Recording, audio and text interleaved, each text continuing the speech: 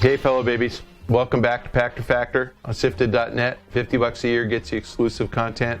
Free gets you right to say how great the Pachter Factor is. All right, so our first question comes from the SIFTD site from TMO. Is there any way that AAA game budgets can be lowered in the future? Sure, they always come down. Look, budgets are a function of what they want to put in the game. So budgets essentially are just salaries. The cost of the middleware, the cost of using the Unreal Engine is really small relative to the cost of the game. So I'm sure Epic would tell you that they would love to license the engine to you, but it cannot even be $1 million for a game. It's probably $500,000 or something, maybe even smaller. And all the other tools, all the computers, all that stuff, really low cost relative to the several, the tens of millions of dollars that games cost to develop. So the right way to think about game budgets is it's people and time.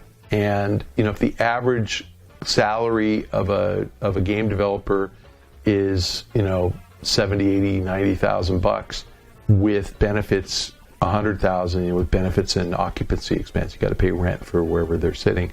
And again, graphic artists make less, and game testers make less, and lead developers make more. But 100,000 is a good round number for what it costs. If you have 200 people making a game, and it takes 3 years, 200 times 100,000 is $20 million, and 3 years at $20 million a year is $60 million. The only way you can lower that budget is if you can figure out a way to automate some of the process, meaning reuse some of the same art, which I don't think very many developers are willing to do. They like to customize everything. And budgets can go up if you need more people because you're building open world, so the level design is complicated. Or if you're building a game of massive scale like a Fallout or a Skyrim, where you can play the game for literally 200 hours and you still not discover everything. So no, I think if anything, the trend is that they're getting more expensive. Ubisoft is doing kind of this open world everything model, so their game costs are literally $20-25 million more than the average for the industry. It's just an expensive business, and the cool thing is, makes games better, and they get better and better and better. But no, I don't think so. And I think that if AAA game budgets went down, you would be sad, because the games just would not be innovative and new and different. They'd be just like every other game. A lot of you think that already, but I don't. I think games constantly amaze me and delight me how much better they are. So no, I don't think so. And again, unless there's a way to reuse art and not have art customized. Next question from SIFTD, from Jelly JJ. Vivendi has stated that it does not intend on taking control of Ubisoft. Do you believe it? If it did, would there be a significant change in regards to Ubisoft's development culture? No, I don't believe it. What's the strategic reason for Vivendi to take a 15% stake in Ubisoft? How does owning a passive investment in a video game publisher make Vivendi a better company? I get that Vivendi has a lot of cash and that they think Ubisoft's a great investment, but the truth is, if you're a Vivendi shareholder, you don't hire Vivendi management to make investments on your behalf. You hire them to run a business and build their business.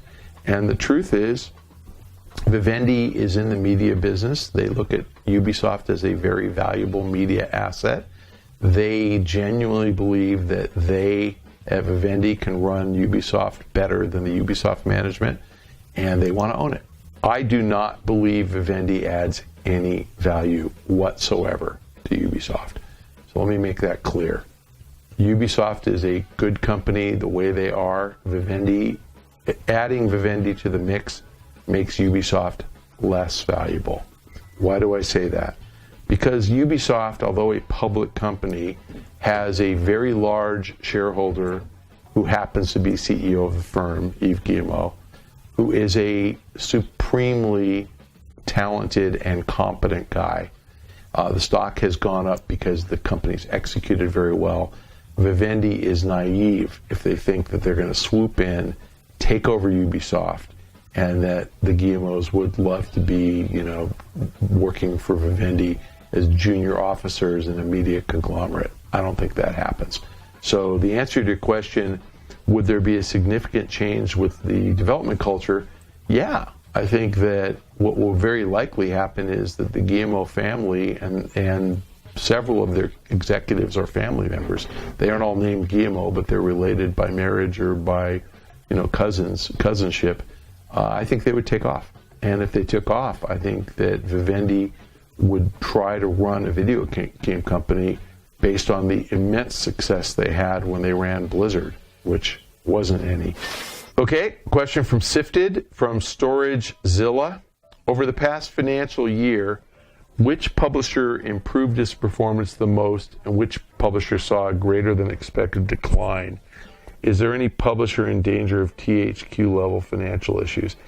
I don't pay attention to the Japanese guys, so I could not even tell you what Konami or Capcom or Square Enix are doing. Like, I don't know if they're making money or losing money. So I have to leave them out of the discussion because I just don't know. On the Western side, Ubisoft's doing great, Activision's doing great, EA's doing great, and Take-Two's doing great. So who improved the most? Probably, gosh, it's a close one. Probably EA. And nobody saw a decline at all. All the Western guys, including Ubi, have done very well. Nobody's in danger of a THQ problem. So they're building their MMO that never launched. And they were building Saints Row that ended up coming out, published by Deep Silver, but they didn't get it out. And they were building Evolve, which Take-Two bought out of bankruptcy. And their cash machines like WWE got bought, by Take-Two, and they just didn't have enough to generate positive free cash flow, and they're spending money trying to turn it around. It's a hard business, and so no, we're not seeing any of that. Take-Two is probably not generating a lot of cash now, but they have that $1 billion and no debt, so who cares? Ubi is not generating a ton of cash, but they've got Watch Dogs and Ghost Recon, coming out in the fall, so they're going to be okay. Activision and EA generate a ton of cash. So no, nobody is in danger of a THQ level failure. Not going to happen. I think these guys are going to be around for a while. Okay, we've got a timely question from SIFTD, from Sandman. Will Brexit affect console gaming in Europe? Will it make gaming cheaper or more expensive in Britain? Is Brexit better for the industry, or is it better if Britain stays in the EU? Okay, I'm going to give you an economics lesson. And Brexit's a very complicated subject, but Brexit is the United Kingdom pulling out of the European Union. And the European Union was formed back in the 90s, and we had I forgot the EC was called. European Community was formed in the 70s, but the European Union formalized that in the 90s. And it opened up borders, so it allows people to travel between countries. It removes all tariffs, so no duties paid. Trade is free among all the countries. Labor can move, so people from Greece, who's in the EU, can move to UK if they want to and work for UK companies. And the UK can then sell its goods in Spain, which is a member of the EU, or Italy, or France, or Germany, and vice versa. All those goods can flow.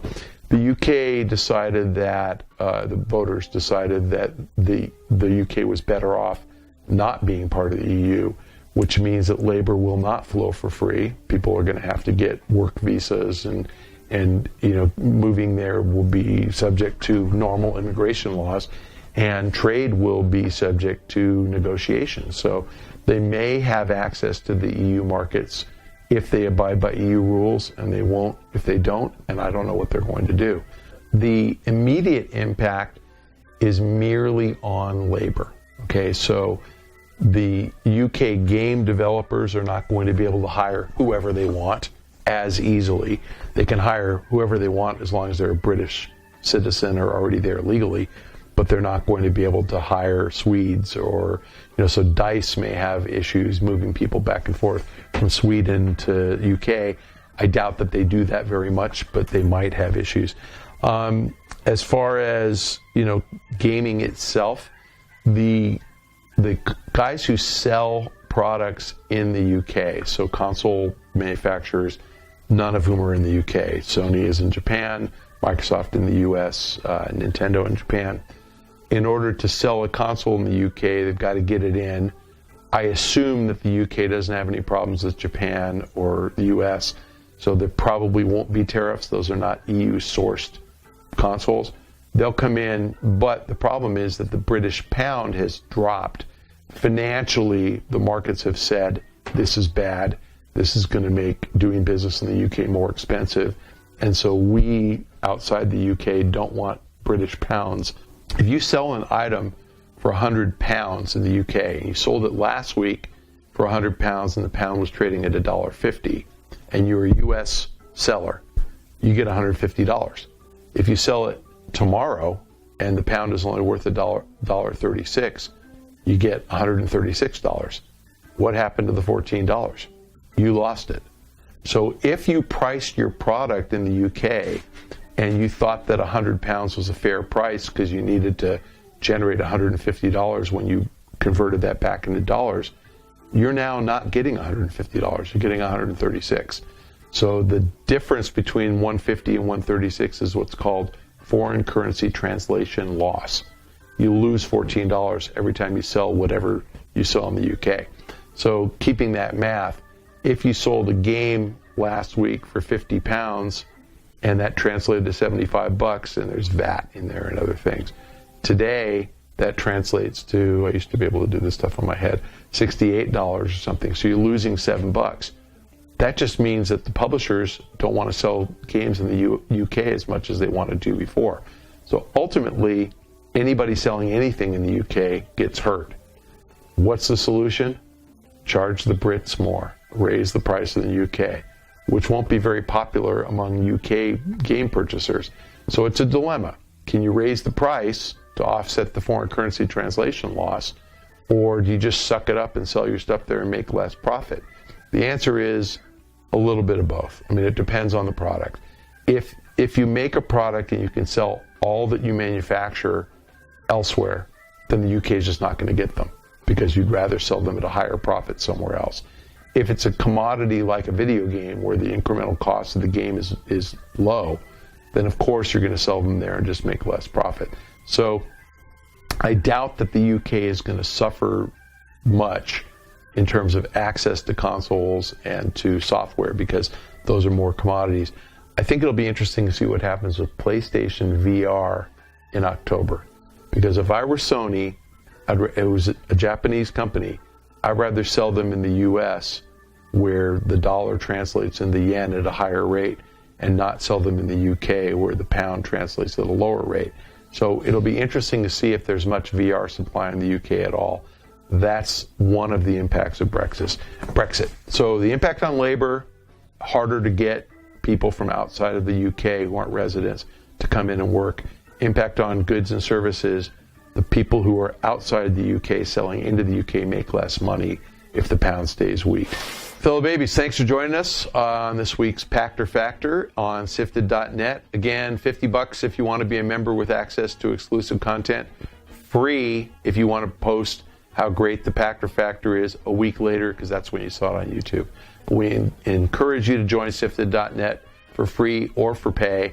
Figure it out, see if you like it. SIFTD offers a lot of cool features for free and even more cool content for $50 a year. It's worth it if you like some Pack lovin' every week. See you next week.